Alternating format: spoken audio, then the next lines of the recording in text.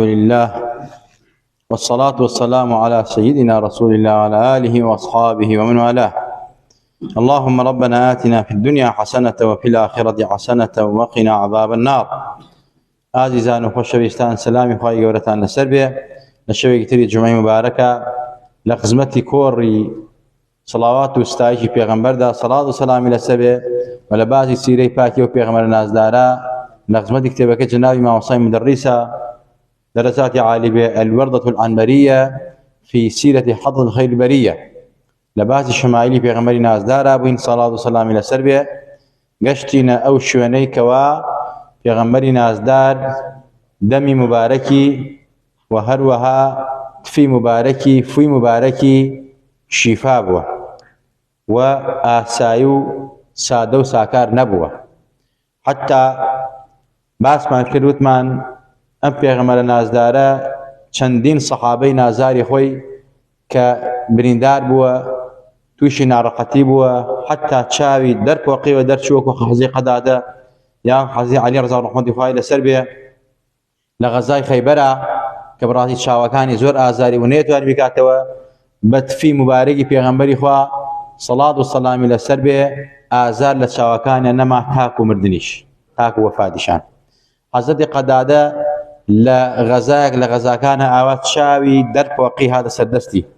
پێغەمبەری خوا چاوەکەی گرت و تفی مبارەکی خۆی لێدا قسە شوێنی خۆی. ئەمە تفی مبارەکی پێغەمبەری خوا بووە سەڵات و سەلامی لەسەر بێ. حتا ئەو زبانەی ئەوەندە پیرۆز مبارەک بووە چەندین جار مناڵ بوون، ئەوانەی کە ئافرەتانەی مناڵن بەبەرەوە بووە لە برسێتیە کە گریاون ناڕەحەت بوون شیریان نەبوو ئافرەتەکان. پێغەمبەری خوا زبانی خۆی خست ناو دەمیان وەکو مەمک مژیویانە و بەڕاستی تێریان خواردو و تێر بوون. ئەمە لە چەندین حاڵەتا ڕوویانەک بڵێ حاڵەتێک یا دوانیان سیان بووە بە تایبەت بۆ کچەزاکانی خۆی حەزەتی حەسەن و حوسێن. پێغەمبەری خوا سەڵات و سەلامی لەسەر بێ ئەفەرمێت جارێکیان حەزەتی حەسەن زۆر برسی ئەبێ ئەگری، لەو کاتە پێغەمبەری نازدار سەڵات و سەلامی لەسەر بێ بانگ کاتە حەزەتی فاتیمە ئەفەرمێت بۆچی ئەگری ئەو مناڵە؟ ئەفەرمێت برسیەتی یا ڕەسوول الله، باوکێکیان برسیەتی. پێغەمبەری خوا صلی الله علیه وسلم بمدەنێ ئەفەرمێت وأعطى الحسن لسانه وكان قد اشتد ظمأه فمصه حتى رويه. ئەفەرمێت پێغەمبەری خوا فەرمێت حەزەتی حەسەنم بەنێ زبانی مبارەکی خستن ناو دەمی پێغەمبەری خوا صلی الله علیه وسلم. ئەفەرمێت لە توێنێتی و برسێتیە ئەگریا. ئەفەرمێت فەمەسەه زبانی پێغەمبەری خوای مژی تا تێرشیر و تێر ئاو. ئەمە پێغەمبەری خوا صلی الله علیه وسلم لە ڕووی شەمائیلی خەلقیەوە کە هێشتا ئەمە بەس لە باسی سەری مبارەکی پێغەمبەری خواین سەڵات و سەلامی لەسەر بێ دەمی مبارەکی بۆ شێوازە بووە. ئەنجا فەساحەت و بەلاغەتی پێغەمبەری نازدار وكما وصى فرمته أما فصاحته يعني فصاحة لسانه فصاحته بلاغته الروان بيجي في غمر إخوة صلى الله عليه وسلم براسي الزور عجيب بوا لأنه عربا طبعا سردمي في غمر إخوة سردمي فصاحته بلاغت بوا سردمي الروان بيجي بوا سردمي شعر هون راو نثر أمانة بوا براسي يعني بويا قرآنش بونا ما طداب زيوة وقت معزيق وفي غمر إخوة صلى الله عليه وسلم. شلون سردمي حضرتي موسى سحر باو بوا، سردمي حضرتي عيسى طبابات باو بوا، خوا أو معجزاني داو في غمبرة كبراسي لقل أو قومه قلا بقول جد. مثلا سردمي حضرتي عيسى دكتوري وطبابات زور باخي بوا، حضرتي عيسى مثلا كوري سكماكي تشاكر دتوا مثلا نخوشي تشاكر دتوا مردوي صندوق دتوا. حضرت عيسى لسيدنا حضرت موسى مثلا سعر باوبوا ساحر وزاد قوري زوزو قوريت يا ابوه سيرك اخوان حضرت موسى ان يريد بعصاكي وبيدي بيضاء بكم الله شت هرشي سحري وانا بطالك اتوا لسدني في غمر اخواشا بلاغه الرغمه باوبوا اخوا قران في غمر اخوانه وتحدايش انك كسانك صورتك بوكو نيو اتي بيانا ناتو انا وكو قران به أم بيغمر نازار صلاة والسلام على السلام خوي أفرمت فكان أفصح خلق الله وأعذبهم كلاما حتى كأن كلامه يأخذ بالقلوب وكو ولا ما فرمانا ئەفەرمون پێغەمبەری خوا افصح مخلوقات پروردگار بو يعني هیچ کەسێک ئەندازەی پێغەمبەری خوا ڕەوان بێژ نەبووە هیچ پێغەمبەرێکیش سەرەکی حەزرەتی موسا زمانی گرتەیەکی تیا بووە حەزرەتی ئیسا وا نەبووە حەزرەتی یوسف وا نەبووە حەزرەتی مەسەلەی زەکەریا یەحیا هارون مەسەلە حەزرەتی ئیبراهیم ئەبو الأنبیا هیچیان وەکو پێغەمبەری خوا ڕەوان بێژ نەبووە فەسەحات و بەلاغەتی نەبووە ئەفسەحی مەخلوقاتی پەروەردگار بووە ئەنجا زبان و کەلام شیرین و قسە خۆش و قسە شیرین بە شێوازێک کە بەڕاستی ئەو وتانە کە دەری ئەبڕی جەزبی دڵی ئەکرد دڵی ڕائەکێشا بۆیە حتا قوڕیش سەنادەتی قوڕیش کافرەکان گەورەکانیان کە ئەچوون نەسیحەت و ئامۆژگاری کەسێکیان بکردایە وەکو وەفایەک ئەیانوت دەخیلتان بین نزیک لە محەممەدەوە نەکەونەوە لە محەممەدەوە نزیک نەکەونەوە چونکە بەس بیبن و قسەی لەگەڵا بکەن یعنی بە ئیسلاحی خۆیان زبانی خۆیان بەرنامەی خۆیان ئەتخەڵەتێنێ بەڵام قسە و وتار و کەلامی پێغەمبەری خوا معجزە بووە شتێکی لا ئیرادی بووە خوا پێی داوە یعنی ئەوەندە قسە خۆش بوو زبان شیرین بووە ئەوەندە قسەکانی عەجیب بووە پێغەمبەر نازدارە یەکسەر کاریگەری لە دڵ کردووە بەرامبەرەکەی مەهماکان ڕقی بێ لە پێغەمبەری خوا صلى الله عليه وسلم کە پێغەمبەر قسەی لەگەڵا کرد جەزبی کرد بۆیە کافرەکان زۆرێکیان ئەترسان بچن قسەی لەگەڵا بکەن جەزبیان کە حتا ئەفەرمێ کە قورئانی خوێندەوە پێغەمبەری خوا سەڵات و سەلامی لەسەر بێ ئەوەندە بە خۆشی خوێندەوە شەوان کافرەکان خۆیان گوێیان لێکرد لەو هەنا ئومەی کوڕی خەلەف مەسەلە عوقبە مەسەلە ئەبوو جەهل خۆی هەمووشیان بەدزیوە چوون بەڵام لە کاتێکە کە هەمویان گوێیان بۆ لە ماڵی پێغەمبەری خوا کرد کە پێغەمبەری خوا شەو نوێژەی قورئانی خوێن دوایی کە دەرئەچوونەوە هەر کەسێک لە شوێنێکە لە کاتی دەرچوونە لە کاتی ڕێگا ئەگەشتنەوە بە یەکتری ئەوە تۆ بۆچی هاتووی ئەی تۆ بۆچی هاتووی ئەی تۆ لەکوێ بووی وەڵا گوێمان لە محەممەد کرد یعنی هەر هەمویان ئەیانزانی پێغەمبەری خوا ڕاستەکە جەزبی کەلام و قسە و وتار و گوتاری پێغەمبەری خوا بوون صلی الله عليه وسلم دایکی ئیمانداران فەرمێت پێغەمبەری نازدار سەڵات و سەلامی لەسەر بێ بەڕاستی قسەکانی وەکو چۆن ئەوەندە لە سەرخۆ ڕێک و پێک بوو بە ژماردن ئەو ژمارد ئەگەر شتێک تێ نەگەیشتایی 3 جار دووارەی ئەکردەوە بۆ ئەوەی کەوا بەرامبەرەکەی تێبگا پێغەمبەری نازدار بۆ شێوازە بوو ئەنجا حتا دایکی ئیمانداران حەزی عایشە ڕەزا و ڕەحمەتی خوا لە خۆی باوکی بێ ئەفەرمێت پێغەمبەر ئەیفەرموو وكان يقول يعني رسول الله صلى الله عليه وسلم أنا أفصح العربي من لهرشي عرب الروان بيشترم فصيحترم بل يخترم باشترم شاكترم بيغمري خواهي فرمو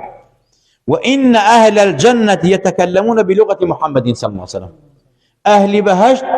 قسكانيا قتكانيا بشوازي بيغمري نازدارة أو خواه حرمتي بيداوة ومعلوماتا حتى وتو قتاري بيغمري خواه وقع عربي قريش نبوه جواز بوه حتى وتاخوي مثلا حزين عمر كوري خطاب رضا رحمة إخوائي للسلبي أفرميت يا رسول الله باشا سرم سر أمينية لفصاحة بلاغتي تو لأم وش جوانا كله دايتو هي أم قصق وشانا أم كلام جوانانا أي تو لنيوان إيمان نبوي لنيوان مقول نبوي لناو قريش ولناو جزيرة عربان نبوي يا غمري خواهم بل أميك من أيضا لغتي حزين إسماعيل حزين إسماعيلي كوري حزين إبراهيم كباغوري خويكا أفرميت حزتي جبرائيل فيري أم لغتي كردوم ومنيش لبرم كردوها حد سكش أبو نعيم روايتك يا أبو نعيم روايتك أفرميت أماز لغتي حزين إسماعيل بويا إيوه هيستان أم لغة نازانا بويا روان بيجيب يا غمري خواز زور عجيب بوا همو قريش عجيب يعني هاتوا حضرت علي رضا ورحمة إخوائي للسربية أفرمي قلنا يا رسول الله نحن بني أب واعد ونشأنا معا وإنك تكلم العرب بلسان ما نفهم أكثره يا رسول الله إيما بالراسي سيركين إيوا جنابة بري بابكين كعبد المطلب ليك ما لا قوربين بيك وقوربين يا رسول الله كسي تو بزبانك عربي قسك بشوازك اي بيغمري هو زورك لو شكانت اك الشرعي انك يوم لي حاضي نابل يعني تاخوش انا زاني لغتي بيغمري هو لغتي تايبتي بوا فقال يا غمبري خواه جواب فرميت إن الله عز وجل أدبني فأحسن تأديبي ونشأت في بني سعد بني بكر. يا غمبري خواه فرميت من خوا أدبي داداوم خوا فيري كردوم أما هي خوم نية ومن لناو بني سعد وبني بكر قوربهم بني سعد كري بكر قوربهم. طبعا كاتكوا دا حليمة إبا ولا يخوي الشيري في هذا داينك بو فصاحة بلاغة. يا غمري خوا وكو وفاك هنا خوي للراسية أما خوا بياوة ليش وفير نبوه بلا موك وفاك بو بني سعد كتيانا بو مثلا داينك خلقي بو حليمة السعدية بيغمبري خوا وفاك خوا تربيتي داوم ولا نعان شكو ربهم. يان أبو بكر حضرت أبو بكر نصر رحمة خواه لسربيا فرميت يا رسول الله لقد طفت في العرب وسمعت فصحاءهم فما سمعت أفصح منك يا رسول الله. من هرشي جزيرة عرب هي هرشي قبيلة عرب هي تيري عرب هي روشتون بولان سردان مكردون علاقتنا قلنا هي جملة فصحاء عرب هم يقرتوها بلام نمبيني ونمبيستوا لتوفصحت له بلغته يا رسول الله. هو كاره كيشي أي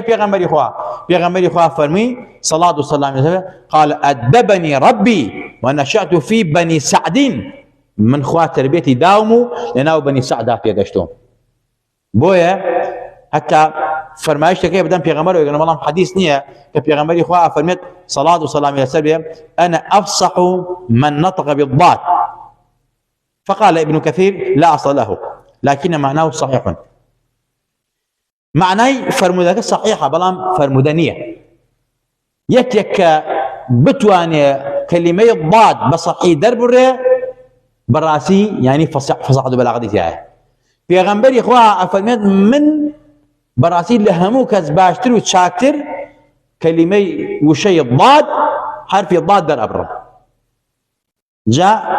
حديثك صحيحية بلام معناك صحتنا في غمري خواه صلاة والسلام على السربية همو حرفك حقي خوي في دعوة لجيك خواه دري كردوا لما مخرج خواه دري كردوا جاء أما للروي فصاحة بلاغتي وشد زورة لم باروا فصاحة بلاغتي في غمري خواه نيخوندوا نيزاني وبنوسيه طبعا خوندواري نبولا أولو مثلا ليش داني جامد زكان نيخوندوا بلام أما خوي أفرمت خوا فيري كردن علمه شديد القوى بلام اتر أما وناقينا يمل دواي أما كخوا فيري كردوا يتبي بلام في غمري خوا أمية يا مثلا نخوين دوارة بوي هند اللي فرمن إنسان منال راتب مكتب دواء أبيت الدكتور أبيت ما وسطاء أبيت الرئيس ولاتي أبيت النوسر أبيت الصحفي في غمري نازار خوي أفرمن خوا فيري كردن پروردهی كردن ما وده بداداو بله پیغمبری أمي بو يعني نخوانوار ولا أولا بلام دواتر خوا فيري كردوا بلام نشي نسيوه لحياته پیغمبری خوا نسيوه بلام لري نطق فصاحته بلاغته حكمته عقله جيريه و هيز كسكتوين قشتوه وبيشي ناقا ولا روي بلو بايو مقام شوا اويك لا بيغمبر دراوا بيغمبر دراوا وبيغمبر بيودي صلى الله عليه وسلم بهيج كسكنا دا ناجري انجا صوتي بيغمبري خوا صوت خوشي صوت برزي بيغمبري نازدار وشون مثلا في مبارك شفاء بوا بلغم شفاء بوا مثلا بيغمبري خوا زباني وكم الشيري لهاتوا وكم شون مثلا فصاحة بلاغة بوا وأما صوته الشريف صلى الله عليه وسلم صوتي مبارك بيغمبر إخوة فعن أنس بن مالك رضي الله عنه قال ما بعث الله نبيا قط إلا بعثه حسن الصوت أفرميت خواهيت بيغمبر نردو إلا أو بيغمبر صوت خوش بو حتى بيغمبر هاتوه صوتين خوش بو حتى حضرت داود أو عند صوتي خوش بو براسلة تيري بأسمان راقرتوه تيري تويري بأسمان راقرتوه دەی پێغەمبەری ئێمە هەر چیەک بە پێغەمبەران درابێ باشتر و چاکتر بە پێغەمبەری ئێمە دراوە. چۆن جوانی حەزەتی یوسف جوان بووە پێغەمبەری خوا لەوی جوانتر بووە سەڵات و سەلامی لەسەر بێ. چۆن حەزەتی داود سەوتی خۆش بووە پێغەمبەری ئێمە لەو سەوتی خۆشتر بووە. جا فرميت حتى بعث الله نبيكم في غمري خو فرميت افرميت في غمري خو هيك في غمري ناردوا الا بصوت خوشي ناردوتي وحتى بعث الله نبيكم خو في غمرك ايوش ناردوك خويتي في غمري خو فبعثوا حسن الوجه وحسن الصوت دم شاو جوانا صوت خوشه في غمرك ايوا رويكي جواني بيدراوا صوتك خوشي بيدراوا اما في غمري خو خوي باصي خويك حضرت علي رضي الله عنه قال السلبي فرميت كان اذا تكلم رؤيا كالنور يخرج من بين ثناياه وقد كان صوته عليه الصلاة والسلام يبلغ حيث لا يبلغ صوت غيره أفرميت أم بيغمار ناس داركاتك قصيك وكو النور لبين دانا مباركاني ودرش آوابو يعني وشكاني وكو نور وابو درشو انجا أم بيغمار ناس دارا صوتي مباركي او انده خوش بوا او انده بهيز بوا او انده بقوت بوا حتى مسافقش او انده زور بري كردوا كبهيت شوازك صوتي كسي ثروا بري نكردوا او تا افرميت يبلغ حيث لا يبلغ صوت غيره يعني صوتي بيغمري خوان روشتو تشوينك كصوتي كسي ثري بينا قيوا حتى بونمونا براء فرميت بيغمري خوان تاري بوداين من أسمع العواتك في جذورهن قالت عائشة رضي الله عنها جلس رسول الله صلى الله عليه وسلم يوم الجمعة فقال للناس اجلسوا فسمعه عبد الله بن رواحة وهو في بني غنم فجلس في مكانه طبعا بني غنم دور بوا دايكي مادانا أفرميت رضا ورحمة الله إلى سربية أفرميت بيغمبري خوالي روي جمعة كهذا سن منبرو پیش اوی دانشه فرموی خلقی ندانش نشونی خوتانا اجلسو اما فسمعه جوان لفرمایش دی پیغمبری نازدار بو صلاة و سلام الى سربیه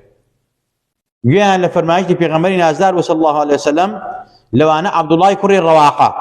افرمید لبني غنم بو جوی لصوتی پیغمبری خوابو بني غنم وكو چون بلي يعني شونك زور دور بوا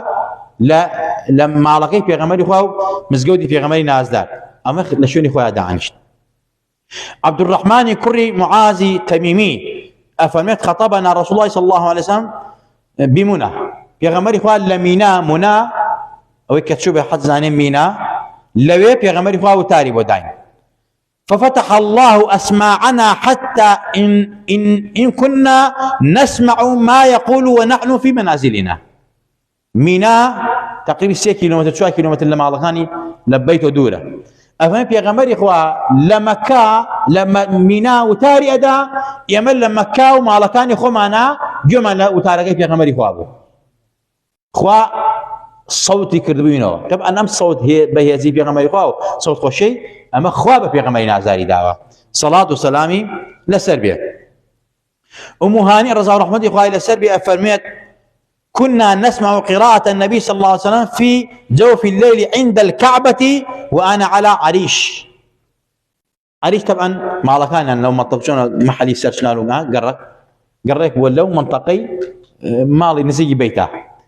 أفرمت أم هاني أفرمت بيغمبري خوالنا وبيته نيجي القرآن يا أخوان يمل مالي خمانا لا قرقي عريشة جمع ليبوا. لنا جيجي خمانا مالي خمانا جومان لا قرآن خواني في غمرين عزار بوا صلاة والسلام إلى سربه أما اشتب أنت أستا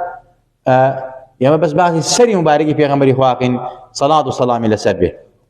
تادر سيجتروا وأنا يتر شمائلي خلقي في غمري خوا صلاة والسلام إلى سربه هم اللي أخوي يقول أسبين خوا هم اللي ما خوش بيقول هم اللي ما راضي به يا رب خوا عاقبت ما الخير بيري لو قناه تواني خمان باقو دايك ما خوش بي باي ما رو ما شنو ما بين المسندو ما كروا دلو در ما نورانيك بنوري خطو في غمري نازدار صلاة والسلام إلى سربه يا رب خوا يان أما جسم اللي يقبلك بكرة ماي شفاء من شفاء دل من روح من جسد من ماي خير وبركتي ولاتون اجتماع من يا رب خوايا خمانو وڵات و نیشتمانمان لە دەرد و بەڵاو و بام نەخۆشی و ناخۆشی لادەی وڵاتمان توش هەرزانی فەرحی بکەی یا ربی خوا لەت ئەپارڕینەوە بە ئیسمی عەزەمی خۆت لەبەر خاتری ئەم پێغەمبەرە نازدارە کە ئێمە باسی ئەو کۆبووینەتەوە خوایە لە خۆمان و باوکو دایکمان خۆش بە ئیمان و بمان ژێن و بمان بێن و زیندومان کەرەوە لە ڕۆژی قیامەت لەخنەوە پێغەمبەرا بین ئاوا کۆمان کەیتەوە بانگمان بکە و دەرمان نەکا بەو دەستە مبارەکانی خۆی بەو تفە مبارەکانی خۆی تێر ئاومان کەی یا ربی خوایە گیان تێر ئاومان کەی یا ربی خوایە تێر ئاومان کەی یا ربی خوایە بانگمان بکە و دەرمان نەکا خوایە لە دەپارڕێنەوە وڵاتمان پڕ لە خێر و خۆشیکەی کار بەدەستی وڵاتمان بۆ ئیسلاحکەی ئیمان و ئیسلام و وجدانیان بەرێ یا ربی خوایە هەر کەسێ دڵسۆزی خاک وڵات و نیشتیمانمانە یا ربی خوایە گیان دڵسۆزی بی هەر کەسێ دوژمنی خاک وڵات و نیشتیمانمانە یا ربی خوایە ئەگەر شاوی دایەتەی دایدەی ئەگەر شاویدانی خوایە لە کۆڵمانی کەیتەوە وڵاتمان هەموو فیتنە و ئاشوب و دەربەدرێک پارێزراوکەی ئامین.